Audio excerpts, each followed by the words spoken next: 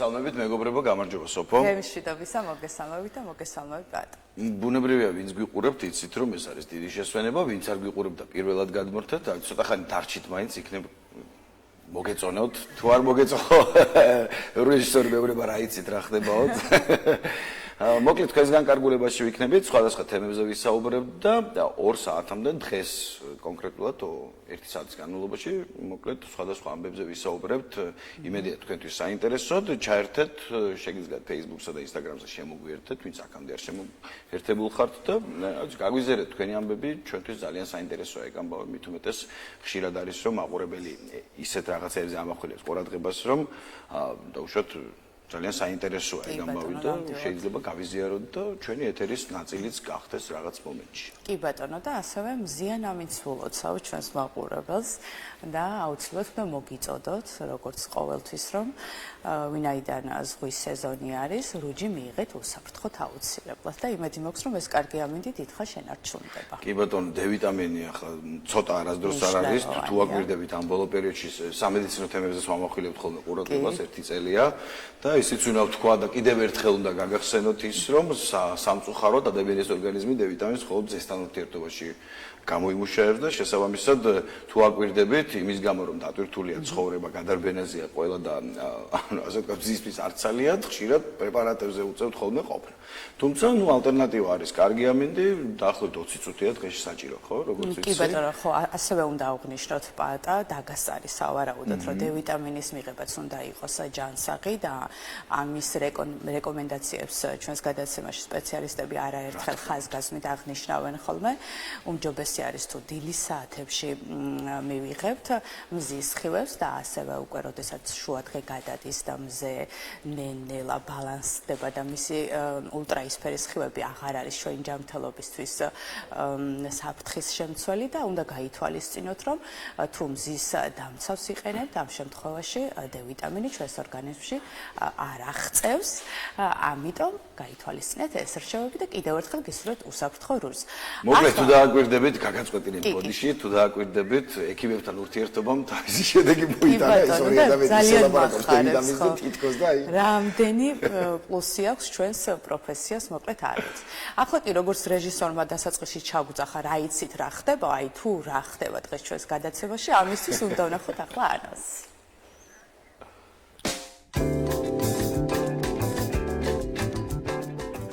დღეს გადაცემაში ნახავთ საუკუნის სევდა წიგნის პრეზენტაცია. გადაცემის სტუმრებია მწერალი და მწერალთა კავშირის წევრი ორჰან ბერიძე. ბათუმის შოთა რუსთაველის სახელმწიფო უნივერსიტეტის ემერიტუს პროფესორი, ფილოლოგის საუკუნის სევდა წიგნის რედაქტორი შორენა მახაჭაძე. დღეს პიკნიკის მსოფლიო დღეა. რამდენად ხშირად გადიხართ პიკნიკისთვის? გადაცემის სტუმარია გიდი გიორგი მეგრელიძე.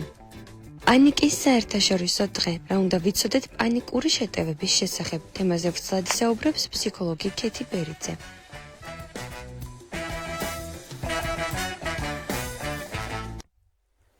მოკლედ დავბრუნდით პირდაპირ ეთერში, მოგეხსენებათ ადამიანები 1000 წლეულების განმავლობაში გადაადგილდებოდნენ ხოლმე დედამიწის ტერიტორიაზე, ჯერჯერობით.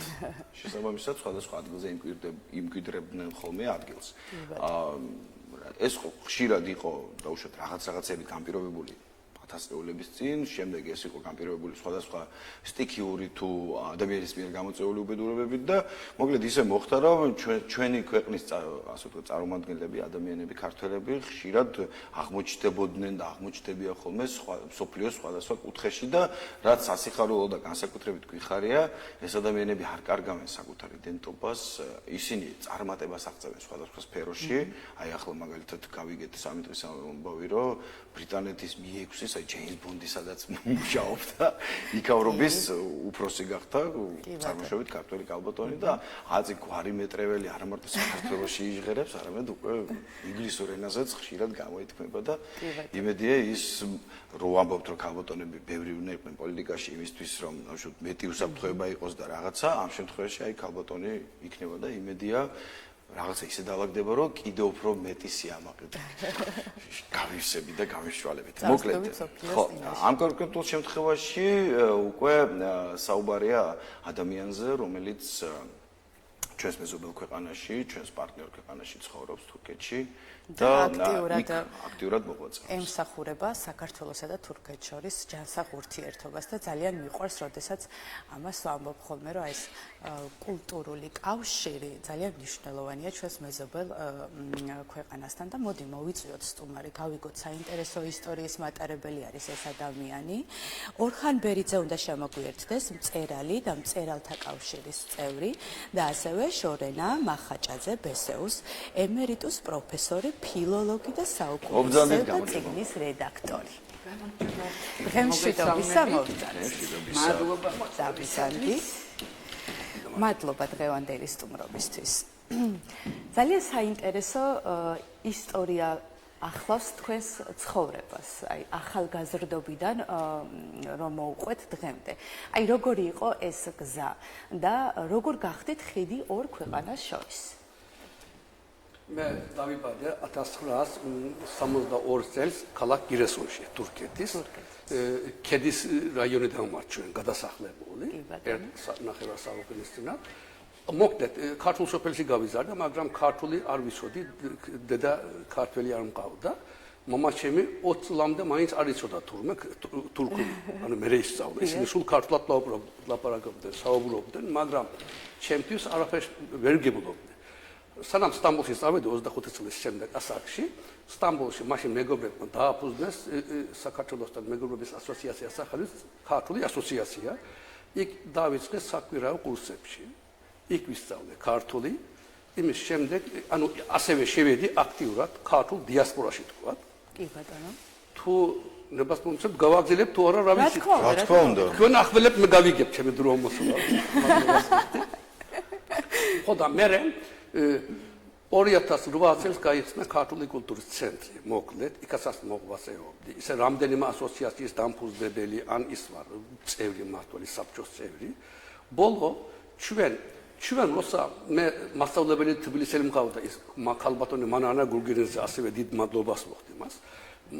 ქალბატონი მანანა მაშინ გვასწავლა, სანამ ის სწავლობდით გაკვეთილებზე ქართულს, ერთ პრუსლიანი თავისუფალი თემა შოთა რუსთაველის შესახებ და ჩვენ ასე ხანძი გვაქვს, ეფხისტყაოს, ანუ უდიდესი პოემაა, უკტავი პოემაა, ასე გვასწავლა და ორი კუბლეტი მაშინ სანიმუშოდ დაწერა. მე ჩუმად ზეპირად ვისწავლე, რომელი მან შექმნა ის კუბლეტები. ხოდა მე მივხვდით, ანუ მივხვდი რომ რას ნიშნავს შოთა რუსთაველი, ეფხისტყაოსანი. ხოდა მე იდეა გამოჩნდა, რომ ეს შოთა რუსთაველის სახელით რაღაცა დავაფუძნოთ, სულ ხუმრობდი მე ასე. მე 2017-ში ხუმრობა გახდა ჭეშმარიტი. ქალბატონი სალომე ბარამიძე, ადვოკატი სეზენ გენენჩ ოქჩან, რამდენიმეჯერ ვიყავით აქ თქვენთან ეთერში, ვისწავლეთ მადლობას გიხდით მასთან ერთად. ხოდა ერთად კიდევ 5 მეგობარი, ანუ 7 მეგობარი, თურქეთის კანონმდებლობის დებულებით მიხედვით ოფიციალურად სტამბოლში დავაფუძნეთ შოთა რუსთაველის სახელობის კულტურის ცენტრი. დამფუძნებელი ვარ და ამჟამად ვარ თავმჯდომარე ამავე დროს. ძალიან დიდი მადლობა ამისთვის. შემდეგ როგორ გააგრძელეთ ურთიერთობა კიდევ? ურთიერთობა ახლა საქართველოსთან მე აჭარაში, საქართველოს ყველა კუთხეში მეგობრები მყავს, უნივერსიტეტთან თანამშრომლობ, არასამთავრო ორგანიზაციებთან თანამშრომლობ. მე ვარ ამავე დროს აჭარის საკაუტრო ორგანიზაციის საპატიო წევრი. 2009 წელს გავიცანი სკაუტები, 1000-მდე ის ვისნობთ, შეიძლება ახალგაზრდა ბავშვი, უკვე დიდი თანამდებობებზე არიან, მუშაობენ. ხოდა სულ მასპინძლობენ აქ რომ მოვდივარ, ისინი რომ მოდიან თურქეთში შევხვდებით.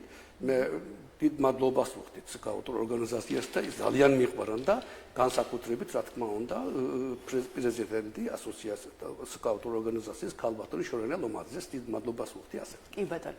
ასევე თქვენ აწყობთ ქართულ ღონისძიებებს, ხო? რა არის აი ამ ღონისძიებების მთავარი მიზანი? მაგალითად, ჩვენ ვაკეთებთ ასოციაციაში ქართულ დედათა დღეს სამმართ აღნიშნავთ, მაგალითად. კი ბატონო. დედაენის დღე. 26 საქართველოს დამოუკიდებლობის დღე და სხვადასხვა ასეთი დღესასწაულები. კიდევ ზოგი ერთად აღნიშნავთ, ზოგი სხვა ასოციაციებთან, მეზობელ ზმურ ასოციაციას, ქართულ ასოციაციებთან ერთობლივად. მაგალითად, წელს აღნიშნეთ დედაენის დღე სტამბოლში არსებული ქართულ ასოციაციებთან ერთობლივად, რომელიც გენერალურ კონსულის ესწრებოდა. მონაწილე იყო. კიდევ სხვა ღონისძიებებსაც ვაკეთებ. მაგალითად თურქეთში უკვე ის ყავს თურქეთელი ქართველები, წერილები და პოეტები თქვა. ისინი წერენ წიგნებს, ლექსებს წერენ, როგორც მათი ის ვაკეთებთ. თარგმანი არა, ის თარგმანის მაინც აკეთებენ წიგნის პრეზენტაციები თქვა. კიდევ აქედან ჩამობზენებული სხვადასხვა სახით ემიგრანტები თქვა, აკაულ ქართველები, ეს უმეტესობა არის განათლებული ხალხი იქ, ვისთვისაც დიდ მადლობას ვუხდით თქვენი საშუალებით მათ, რადგან მათ გამო ბევრი რამ ვესწავლეთ ჩვენ. ვასწავლეთ ბევრი რამ საქართველოს და ქართულ კულტურასთან დაკავშირებით, მათი წიგნებისაც პრეზენტაცია იქნება თუ ლექსების საღამო იქნება თუ რაღაცა ვაკეთებთ. კიდევ აქედან ხანდახან ოფიციალურად დაგეგმილი, ხანდახან არა დაგეგმილი, ბევრი ის მოდის, დელეგაცია მოდის. ეს თქვენი ის იყო, დელეგაცია იყო ახლა აჭარის ტელევიზიიდან დოკუმენტური ფილმი გადაიღეს ბოლოს სტამბოლში ჩვენი ასოციაციაში. ხო და კიდევ აქედან სხვა სახით ეს პოლიტიკოსი იქნება, ჟურნალისტი იქნება, მეცნიერი იქნება თუ სხვა სახით. მოკლედ მაქსიმალურად უწყობთ ურთიერთობას ხელს. ანუ შეიძლება დაგვარად. ასე ბატონო, ბატონო ხან ნელ-ნელა დავკონკრეტდით უკვე მწერლებამდე ჩამოვედით და პრინციპში დღეს მნიშვნელოვანი ნაწილია ჩვენი საუბრის, ასევე თქვენი სამწერლო კარიერა და ამ შემთხვევაში წიგნზეც უნდა ვილაპარაკოთ და თავიდანვე გქონდათ დაუშვათ თანდაყოლილი სურვილი რომ მწერალი გავხდარიყავით თუ ეს რაღაცა სხვადასხვა პროფესიებთან ურთიერთობაში ნელ-ნელა ჩამოყალიბდა ვიღაც ადამიანებმა თქვენზე გავლენა იქონიეს? არა, როგორ გეპასუხოთ, როგორ გეტყვით, მე 45 წლამდე ძალიან ხომ გითხარი 2006 წელს არ ვიცოდი ქართული. რამდენიმე სიტყვის გარდა სოფლის თუ. არა, იქნებ თურქულადაც წერდით ხარ ვიცი. არა, მე მაინც არ მწერალი ვარ, არ პოეტი ვარ, ვაღიარებ ამას გულწრფელად. მე რასაც ვარ გულწრფელად გესაუბრებ. ყველა მწერალი ასე ამბობს ხოლმე. არა, მე ნამდვილად გეუბნები. ხო და მე როცა საზოგადოებრივ ქსელებში ის ვიზიარებდი ჩემი მოგონებებს. ანუ რა შევხვდი, რა მომხდა მაგალითად, ზოგი სასაცილო, ზოგი სატირალი, ცრემლიანი როგორ გითხრათ. ხო და მე ახლა ხომ ბევრი მეგობარი მყავს, ანუ საქართველოში თქვა ახლა ის მეცნიერები როგორ თქვა. მე მიწეს რომ მეცნიერები რომ ეს წიგნად უნდა დავბეჭდო. უნდა დაბეჭდო. მე უთხარი რომ წიგნის ის არ მაქვს, ანუ კულტურა არ მაქვს, როგორ დავბეჭდო წიგნად, როგორ გამოვა, მე არ ვარ იმაზე ჩა. არაო ჩვენ გემსახურებითო, დაგეხმარებითო. ასევე მე ჩემი მოგონებები შევიკრიფეთ შარშან ქალბატონი შორენა მახაჯაძემ. დიდ მადლობას ვუხდით თქვენ წინაშე და საზოგადოების წინაშე. ჩემი ეს მოგონებები გარედაკდა. არა მარტო გარედაკდა, გაალამაზა. აი, განახებს. კი ბატონო, თან ქალბატონ შორენასთანაც გადავალ ცოტა ხნით რომ არ გეგონოთ რომ რაღაცერად ყურადღება არ მოგაგცეთ. თავია ბატონმა ორხან. კი ბატონო. ქალბატონ შორენა. ხედავთ როგორ საუბრობს. პირდაპირ, ანუ საკუთარ წიგნზე ალბათ ცოტა რთულია ლაპარაკი პრინციპში როგორც ნებისმიერი ხელოვანისთვის საკუთარ ნაწარმოებს, მაგრამ აი თქვენ შეგიძლიათ გითხრათ, ანუ კონკრეტულად დოკუმენტური ჩანახატებია თუ მხატვრული ელფერიც ახლავს როგორი წიგნია, რა გავლენა მოახდინა თქვენზე. ზოგადად რატო გაჩნდა სურვილი ხო ერთი დო მწერალი წერს, მაგრამ ვიღაცას უჩნდება სურვილი რომ ეს წიგნი დაანახოს და უშოთ კითხვის. დიახ ბატონო, ეს არ არის ჩვეულებრივი წიგნი ბატონო პაატა. ეს არის წიგნი, რომელიც აი თვითონ ბრძანა ბატონმა ორხანმა 45 წლის ასაკში შეისწავლა ქართული ენა, შემდეგ აღადგინა ბერიძეთა გვარი, აღადგინა ქართული ჯიში და გაიხსენა ვისი გორისა არის. ეს არის ფესვებთან დაბრუნება. ეს არის შენი წინაპრის სისხლი რომ აგიჭუქჭუქდება ძარღვებში. აი იმისი სევდა გახლავთ. საუკუნის სევდა ტყუილად არ ქვია. ეს არის წიგნი, რომელიც გვახსენებს რას ნიშნავს ფესვებს მოწყვეტა. რას ნიშნავს სამშობლოს ნოსტალგია.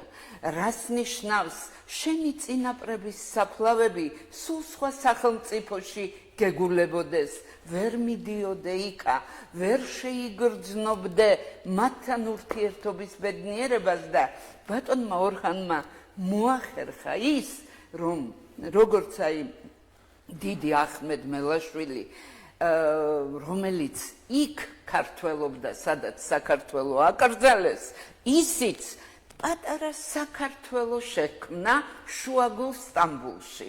აი იქ რომ მიბრძანდებით ცენტრში, სადაც ბატონი ორხანი დღეს თავმჯდომარე გახლავთ, თქვენ გაგაოცებთ ის გარემო. შეიძლება საქართველოში ვერ ნახოთ ეს აღფრთოვანება ქართული სიტყვით.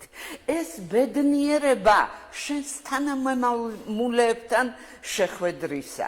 ეს გასაოცარი შეგრძნება გენისა და სწორედ აი ეს არის დამსახურება ბატონი ორხანის, რომ მან შეძლო იქაური ჩვენებურები, რა კარგი სიტყვაა, ჩვენებური, ვის ძარღვებშიც ოდითგან ქართული, შეიძლება თავადაც არ ახსოვს, მაგრამ ქართული სისხლი სჩქებს და ვინც იცის, რომ ვეფხის ტყაოსანი მარტო გენიალური პოემა კი არ არის, აი გაიხსენა ბატონმა ორხანმა, შემთხვევით არ ქვია სტამბოლის კულტურის ცენტრს შოთა რუსთაველის სახელი, იმიტომ რომ ეს ჩვენი გენეტიკაა, ეს ჩვენი მენტალობაა, ეს ის მკურნალია, ის მალამოა, რომელიც ამ საუკუნოვან სევდასა და ჭრილობებს აი სალბუნად ედება. ხომასია ჩემო ბატონო ორხან და აი როდესაც მოისმენთ მის მიერ წაკითხულ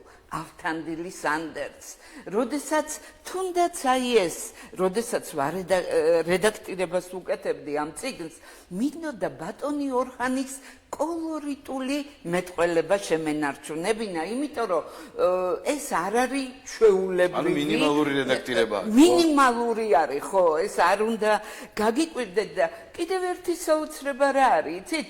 ბატონი ორხანის მეტყველებაში ჩვენი სხვადასხვა კუთხის დიალექტის ერთგვარი მშვენიერი ტაიგულიც გახლავთ და ესეც ალბათ იმისი დამსახურება გახლავთ, რომ იქ სხვადასხვა იმერლებს, კახელებს, ქართლელებს, გურულებს, ხომასია ბატონო ორხანი მეგობრობს და მათგან შეკრიბა ეს მშვენიერი ტაიგული და მოგვართვა ჩემო კარგებო ამ საოცარი წიგნის სახით. თავმდაბლად ბრძანებს მე მწერალი არა ვარ, მაგრამ რაღაც მუხტი გააჩნია, რა თქმა უნდა, მწერლისა და თავარი, იცით, რაც მოგხიბლავთ აი ამ წიგნში, გახლავთ გულწრფელი ემოცია. სიძულვილს ისევ ჩერჩეტი, სიყვარულის ჯობს ძამა, როგორც დიდი ბატონი ზურაბ გორგილაძე ბრძანებდა და აი ამ სიყვარულით გაჯერებული გახლავთ ბატონი ორხანის წიგნიც, მისი ურთიერთობაც მე სხვათა შორის ქალბატონმა შორენა ლომაძემ გამაცნო ბატონი ორხანი და მთხოვა რომ აი იქნებ გადავხედოთ ამ წიგნსო და რომ დავიწყე კითხვა, ისეთი ემოცია წამოვიდა, აი მართლაც სრემლები მოგადგება, სამწუხაროდ ისტორიის ბედუკოღმართობით ეს არ იყო ჩვეულებრივი მიგრაცია ხალხის, ეს იყო მუჰაჯირობა, ეს იყო ჩვენი საქართველოს სამწუხაროდ მძიმე პოლიტიკური და ისტორიული ბედით გამპირობებული გაჩვენებურება, თორემ ისე თამამად შეუძლია ბატონო ორხანს თქვას, ისევ დიდ ზურაბს მოვიშველიებ, ტავკლარჯეთის ბოკვერი ვარ, ბღეზი ბეწვებით, საქართველოში ქართველობას არ ვიხვეწები. აი ეგეთი ჩვენებური გახლავთ ბატონი ორხანი. სხვა შორის კიდევ ერთს დავამატებ და შემდეგ მთლიანად ბატონ ორხანს დავუთმოთ. ჩვენ უნივერსიტეტში მოგესწრებათ უნივერსიტეტიდან გახლავთ მე და მისი წარმომადგენელი და შარშან ჩავატარეთ ძალიან დიდი ლიტერატურულ მუსიკალური ღონისძიება ყოველ წელს 14 აპრილს დედაენის დღეს და მეორე დღეს მოგესწრებათ სიყვარულის დღეა. ჩვენთვის დედაენა სიყვარულია, იმიტომ რომ სხვაგვარად ჩვენ ქართველებად ვერ დავრჩებოდით.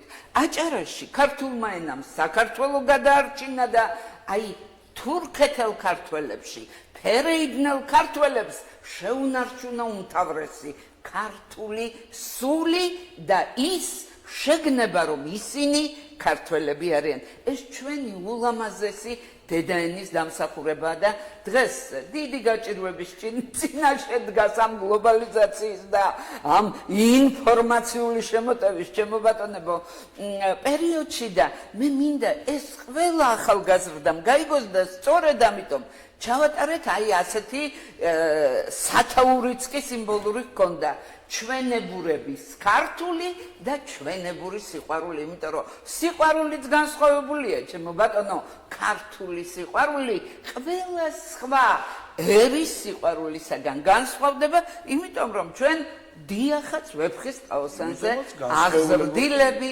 გახლავართ. ნუ თანამედროვე დროს ცოტათი გავამართლებ, შეიძლება თემას ავწდე, მაგრამ ამ დღეებში პირველად მქონდა ChatGPT-სთან შეხება საერთოდ.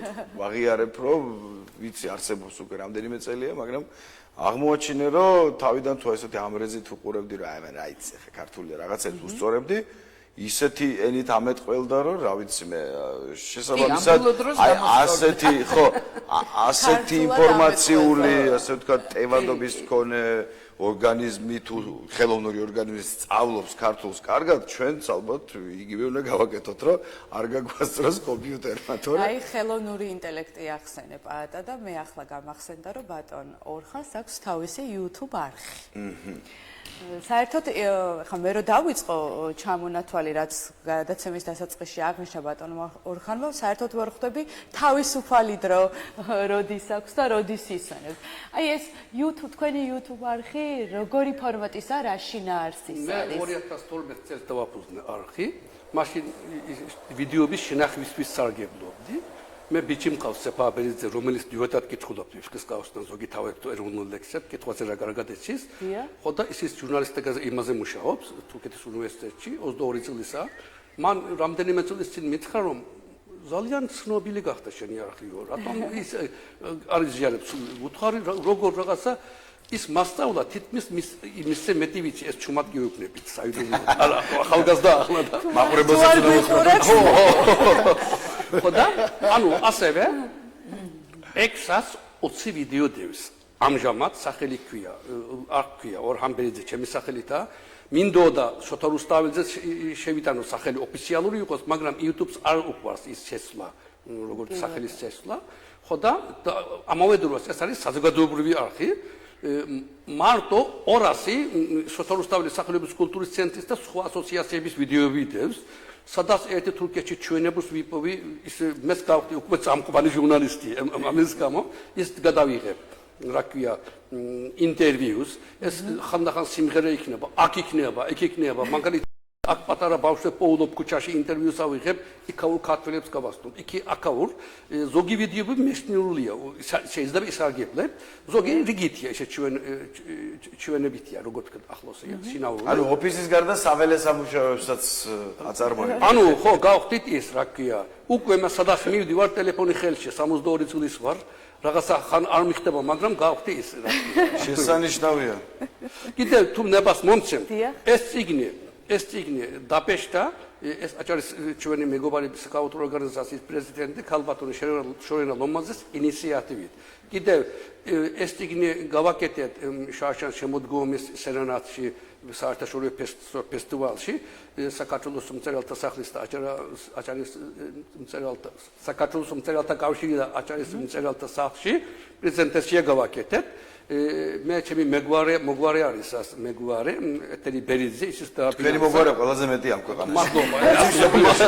მადლობა ხოდა ეგრეა ანუ დავით თედოროძის და ასევე ქალბატონი ლალი კონცელიძეს კიდევაც დიდ მადლობას ვუხდი ქალბატონი შორენას მაინც ჩვენთან მადლობა დიდი კიდევ ეს წიგნის პრეზენტაცია გავაკეთეთ რამდენიმე თვეს წინ სტამბოლში შოთა რუსთაველის სახელობის კულტურის ცენტრში ერთი კვირის წინათ გავაკეთეთ ქუთაისის აკაკეცერეთის უნივერსიტეტში ისინი გამიკეთეს მადლობა მათ კი ახლა გეგმავთ ვაპირებთ თბილისში მაგრამ თქვენი შეკითხვამდე მე ახლა პოეტი ხომ არა ვარ გითხარით მაგრამ ერთი ლექსი დავწერე საქართველოზე სეპირად გითხულობ რომელიც ეს მე ახლა პოეტი ვარ ვერ დავწერდი მაგრამ მე დავწერე ჩემებურად ქართველი პოეტმა ისკნა როგორ გითხრათ და არის და გულთამზე მაგვლაშკილი ახლა სახელის უთრა არ არის ხარკული მადლობა გადავიხადოთ თქვენი საშუალებით რომ გარითმა გაალამაზა ეს მინდა ბოლოს რომ თუ მემცნებას წავიკითხო. პრინციპი ბოლოსკენ მივდივართ, ამიტომაც ერთ რაღაცას გითხავთ, უბრალოდ თუ ვინმე სურვილი გაუჩნდება დაუშვათ რომ წვდომა კონდეს ამ წიგნზე, როგორ შეიძლება კიდევ მე ზურაბ გორგილაძის ხოიდანანა თავიდან ბოლომდე კითხულობ, სხვა ლექციასაც კითხულობ, ნენემდე ნიშნაკავს კითხულობ, ავტორ პროდღების გარეშე ფილდონ ხალბაშის მემლეკეთსაც ეპირად კითხულობ, ახლა ვიყავი მისი იმაზე იუბილეს. ხო, იუბილეზე ვიყავი, ხო და სულ სტამბოლის თურქეთის ფართო ქუჩებში უყუვი ვარ.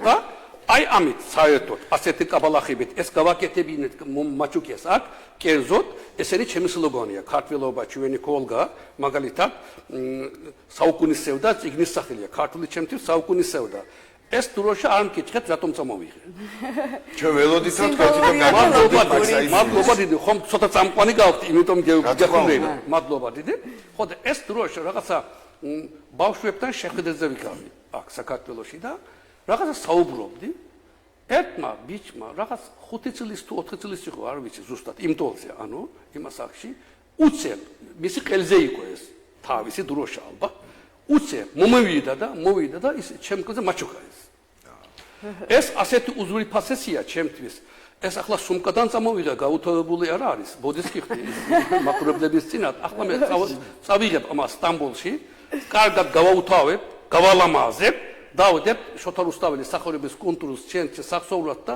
ვინც მოვა მოუყვებით ამასთან დაკავშირებით რომ ასეთი გზნოებით გვაჩვენე. და ახლა ვინც გიყურებს პრინციპში ყველა ნახა და მოისმინა ეგას ამბავი. კი ბატონო და მოდით დასასრულს როგორც თქვენ ბრძანეთ თქვენს მიერ დაწერილი ლექსი თუ შეგიძლიათ შემოგთავაზოთ და თან დაგევშდობებით. გურგულაძე არ წავიდეთ ხო? ერთი თავი თუ არა წავიდეთ.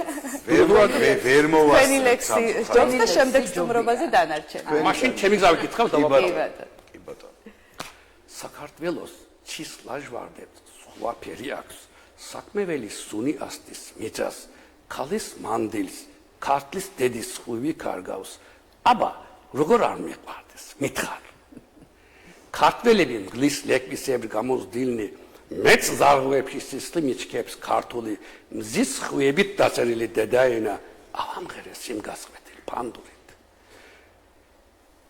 აბა, როგორ არ მიყვარდეს მიწის გულში, ჩემი მოდგმის, ჩემი გენის ფესვები, შორეთიდან ჩემო დედა საქართველო, გეფერებით სრემდან ამ ლექსები.